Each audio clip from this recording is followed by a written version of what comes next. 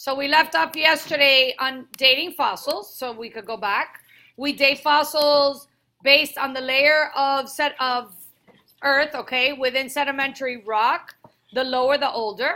We date fossils by measuring the amount of carbon within a fossil and determining its half-life. All I want you to know is to remember that radioactive carbon can be used to date fossils. And then we also date fossils based on what we call index fossils. So look at this diagram and it'll kind of show you. Fossils found and dated give indication of, try to see if you can interpret this diagram. Time. Okay, yes. Of the age or time based on different locations or layers. So good job. So we call those index fossils. You kind of date one and you use it as a guide for future fossils. All right. I didn't know that either. I don't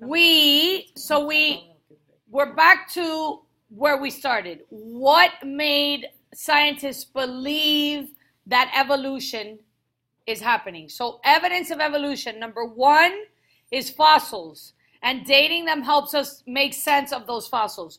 We also really see evolution when we compare anatomy of organisms. Okay, so this is the second thing.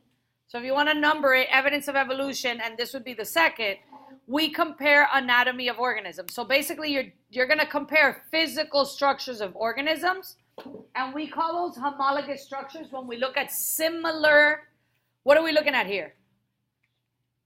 Bones.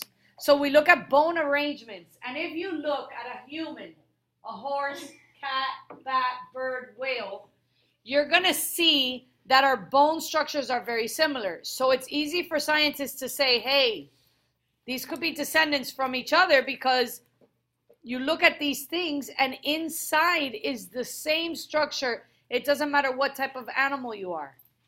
So they find that, they use that as evidence to kind of reference what they're saying to be true, because since they can't prove it. We also compare anatomy.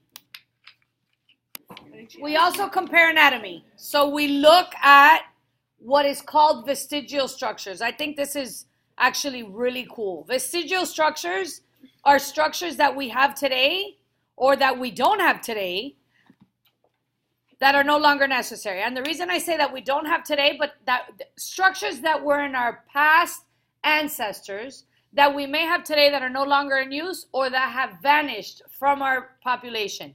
For years, ever since I started being a teacher, which is 20 years ago, by the way, I would always ask my dentist, how many cases of people being born without wisdom teeth did you see this year? And it would be like 1, then 5 years later, like 6, and then how many in this class don't have wisdom teeth? Wisdom teeth? So in this room alone, and you were told by your dentist already? You don't have. We all have had wisdom teeth, and what in most cases you have to pull them out. Why am I recording this? All right, we also compare embryology. To me, this is definitely one of the most obvious, I'm sure scientists feel, hello, how could this not be something to look at? We look at organisms during their stages of development, and I'm giving you a picture of fish, salamander, tortoise, like a chicken, a rabbit, and a human. And look at us in the first stage of development, right here. Identical. Yes, we even have gills, by the way. Did you know that? Oh, we're born with a tail. And we're born with a tail. That's why we have a tail bone. And then we go through the second stage of development where we see a lot of differences, okay? But eventually we go through the third and still, or I wouldn't call this the third, but during a stage of development, look at us compared to the rabbit, compared to, you're seeing ears here, okay? Very much similar, okay? So that leads them to think there has to be some correlation. And then the last thing that they use is comparing biochemistry. When we see that word, biochemistry, what are we thinking of? What does bio mean? Life. So we're thinking about compounds of life. Remember we studied those? What are compounds of life? What molecules? So that's my inorganic compound of life. So good. So non-living, we're living, we need non-living things too. But what are organic compounds? So they're compounds made up of carbon that are necessary for life. We just studied one and had a test on it. DNA. Thank you. Organic compounds are DNA, carbohydrates, lipids.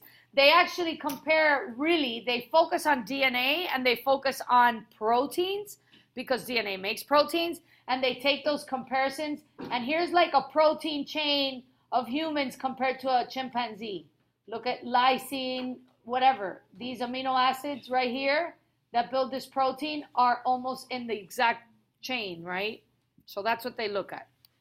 And then I have a video for you to watch, but I'll show it to you. Ow. So there's DNA and protein for you.